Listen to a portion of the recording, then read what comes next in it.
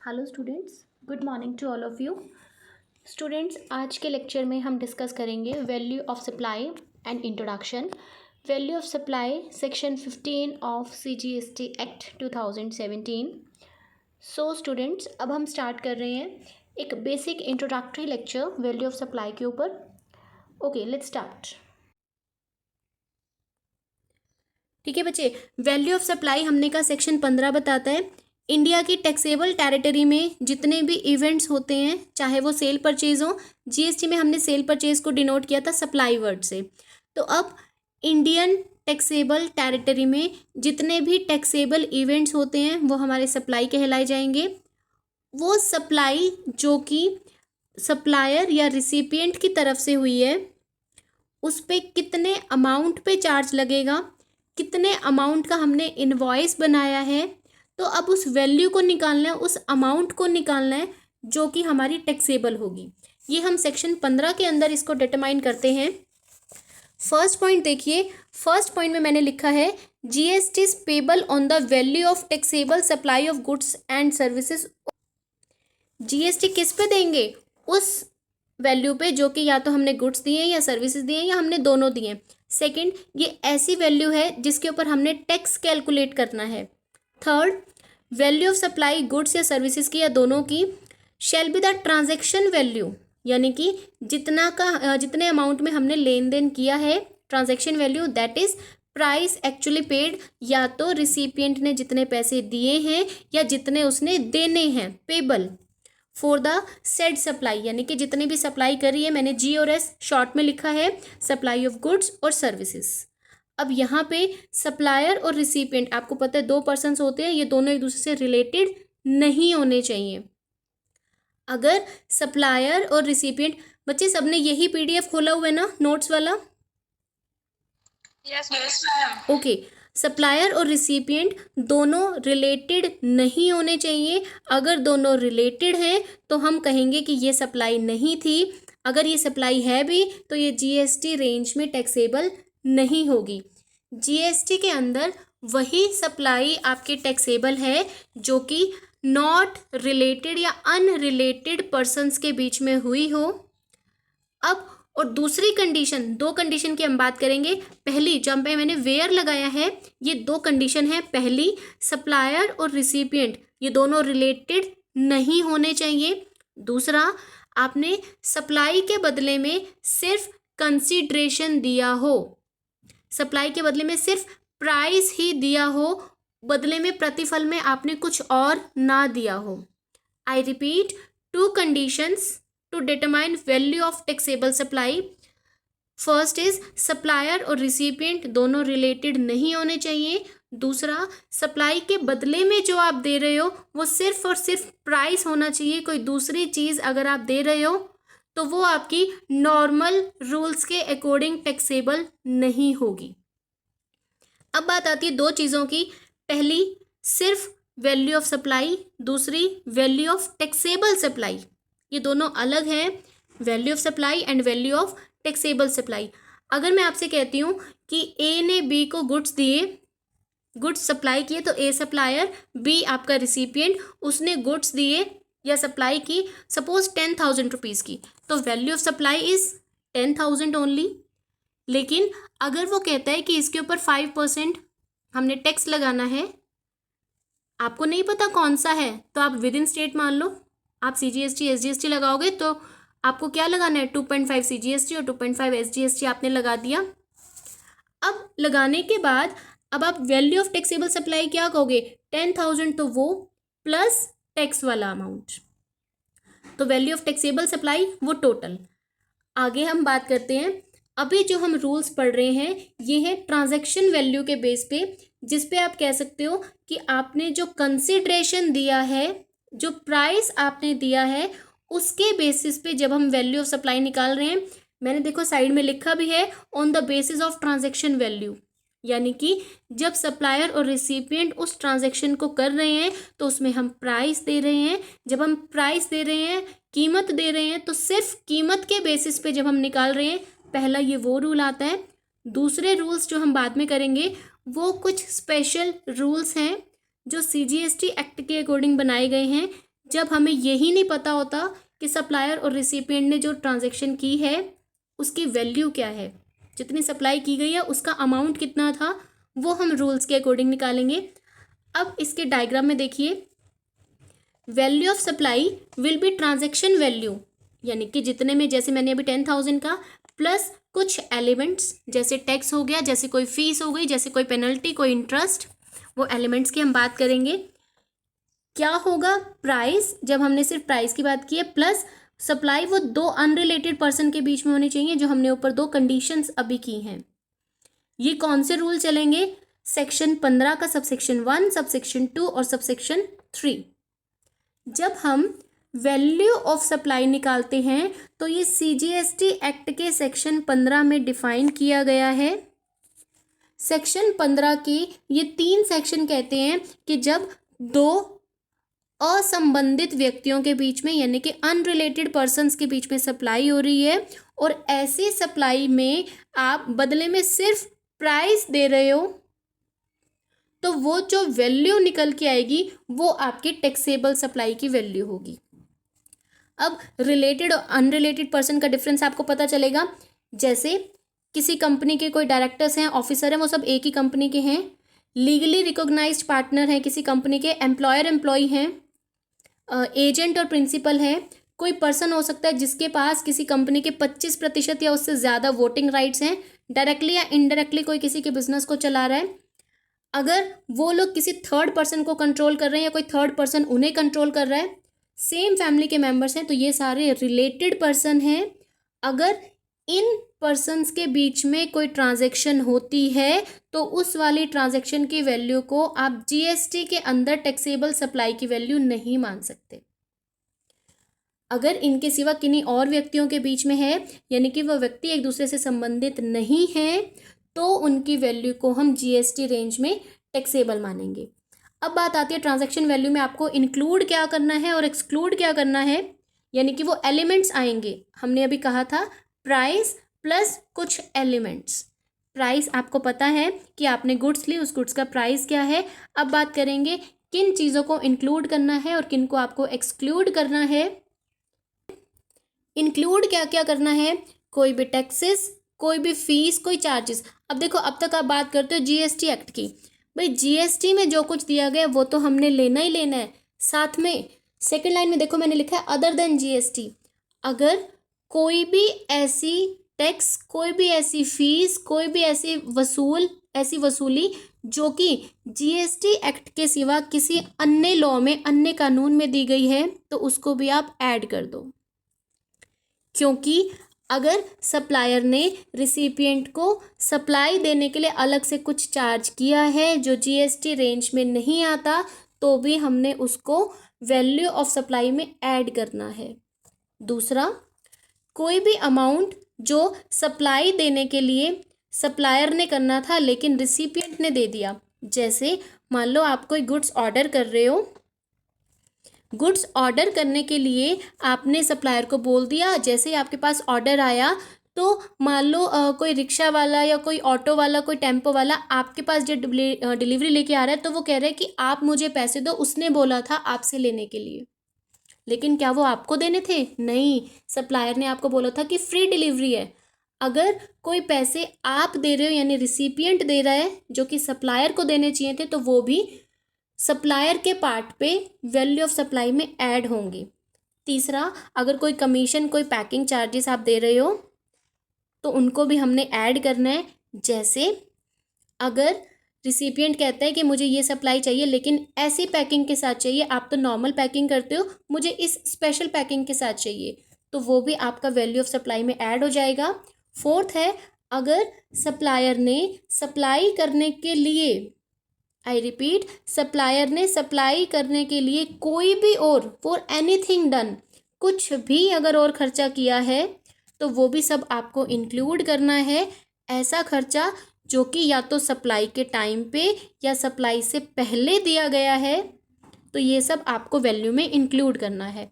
उसके बाद आपने कोई पेमेंट देनी थी, जैसे रिसिपिएंट आपसे कहते हैं कि उधार पे माल चाहिए, क्रेडिट पे चाहिए। सप्लायर रिसिपिएंट को सपोज 1 मंथ का क्रेडिट दे रहा है, जैसे आपने पढ़ा था, अकाउंट्स में भी पढ़ा है आपने मैनेजमेंट अकाउंटिंग, फाइनेंशियल मैनेजमेंट भी पढ़ी हैं ये चीज़ें। जैसे क्रेडिटर्स को आप 1 मंथ का अलाउ करते हो क्रेडिट पीरियड, डेटर्स को अलाउ करते हो। सेम केस अगर सप्लायर गुड्स सप्लाई करने के बदले में रिसिपिएंट को 1 महीने का टाइम देता है, तो 1 मंथ के बाद भी अगर रिसिपिएंट पेमेंट नहीं कर रहा तो उसके ऊपर इंटरेस्ट लग जाएगा। ऐसा कोई इंटरेस्ट, ऐसी कोई पेनल्टी जो कि डिलेड पेमेंट के लिए है, उसको भी सप्लाई में आपको ऐड करना है। उसके बाद आती है कोई सब्सिडी। बच्चे सब्सिडी के लिए थोड़ा सा नीचे स्क्रॉल कीजिए। सब्सिडी क्या होता है? एक ऐसा सम ऑफ मनी है जो कि या तो सरकार देती है या कोई पर्सन देता है। क्यों दिया जाता है? ये एक ऐसा अनुदान होता है जिससे किसी सर्विस या किसी प्रोडक्ट की वैल्यू को कम करने के लिए हेल्प जो की जाती है। आई रिपीट, किसी प्रोडक्ट या किसी सर्विस की प्राइस को कम रखने के लिए जब कोई सहायता हमें दी जाती है उसे हम सब्सिडी कहते हैं। तो सब्सिडी का आपको क्या करना है, ये 2 तरह से आपका काम करेगी। फर्स्ट, अगर कोई पर्सन दे रहा है, दूसरा अगर कोई सेंट्रल या स्टेट गवर्नमेंट दे रही है। आई रिपीट, आपकी जो ये सब्सिडी है ये आपकी 2 टाइप की होगी। पहला, सब्सिडी कोई पर्सन दे रहा है या फिर कोई स्टेट या सेंट्रल गवर्नमेंट दे रही है। अब कैसे इंक्लूड करना है? फर्स्ट, अगर हम पर्सन की बात करते हैं, अमाउंट ऑफ सब्सिडी को इंक्लूड करना पड़ेगा। आई रिपीट, इस अमाउंट ऑफ सब्सिडी को भी आपको वैल्यू ऑफ सप्लाई में इंक्लूड करना है। Who receives the subsidy? Subsidy तो कौन रिसीव कर रहा है? सप्लायर कर रहा है। तो सप्लायर का जो हम वैल्यू निकालेंगे, वैल्यू ऑफ सप्लाई, उसमें सब्सिडी को ऐड करना है, माइनस नहीं करना। लेकिन अगर कोई सेंट्रल या स्टेट गवर्नमेंट दे रही है तो आपने इंक्लूड नहीं करना। इसका एग्जाम्पल अभी कराऊंगी आपको। उसके बाद ये चीज़ें थी जो हमने इंक्लूड करनी थी, यानी जो वैल्यू निकालेंगे उसमें कोई टैक्स है जीएसटी के सिवा, उसे ऐड कर दो। कोई इंटरेस्ट पेनल्टी दी गई है, ऐड कर दो। अगर कोई खर्चे रिसिपिएंट ने किए हैं, सप्लायर ने करने थे, तो ऐड कर दो। अगर सप्लायर सप्लाई देने के लिए कोई भी खर्चा कर रहा है तो उसे भी ऐड कर दो। कोई सब्सिडी है तो वो आपने देखना है सरकार दे रही है तो ऐड नहीं करना, सरकार नहीं दे रही कोई और व्यक्ति दे रहा है तो ऐड करना है। अब बात आती है इंक्लूड क्या नहीं करना, यानी कि जो एक्सक्लूजन्स आएंगे। पहला, कोई डिस्काउंट जो कि डिलीवरी से पहले यानी सप्लाई से पहले या at the time of supply, या तो सप्लाई से पहले या सप्लाई के टाइम पे आपने कोई डिस्काउंट दिया है और जिसको आपने इनवॉइस में लिख भी दिया, तो अब उसको दोबारा नहीं लिखोगे। आई रिपीट, अगर कोई डिस्काउंट आपने इनवॉइस इशू कर दिया सप्लाई के टाइम पे या सप्लाई के साथ साथ या उससे पहले, अगर कोई डिस्काउंट दे रहे हो तो दोबारा नहीं लिखना। नंबर 2, अगर कोई डिस्काउंट आप सप्लाई देने के बाद दे रहे हो, आफ्टर द सप्लाई आपने दे दी उसके बाद आप कोई डिस्काउंट दे रहे हो, तो ऐसा डिस्काउंट आपको ये देखना है क्या वो सप्लाई के एग्रीमेंट में लिखा हुआ था, क्या वो उस इनवॉइस से रिलेटेड है, तो हमने उसको किस टाइम इंक्लूड करना है, किस टाइम एक्सक्लूड करना है, ये सब आपको विद एग्जाम्पल मैं बहुत अच्छे से अभी कराऊंगी। उसके बाद डायग्राम पे आइए। बच्चे आपके पास जो दूसरा पीडीएफ है उसमें डायग्राम कुछ और टाइप का है। आई थिंक ये आपको इजी पड़ेगा। डिस्काउंट्स देने हैं, 2 टाइप के डिस्काउंट होंगे, या तो सप्लाई से पहले या सप्लाई के टाइम पे, दूसरा सप्लाई के बाद। अब हम दोनों केसेस को डिस्कस कर रहे हैं। सबसे पहला है सप्लाई से पहले या सप्लाई के टाइम पे। 2 केसेस हो सकते हैं, या तो इनवॉइस में शो किया है या नहीं किया है। अगर हमने इनवॉइस में लिख दिया है कि हमने डिस्काउंट दिया है तो अब ऐड नहीं करना।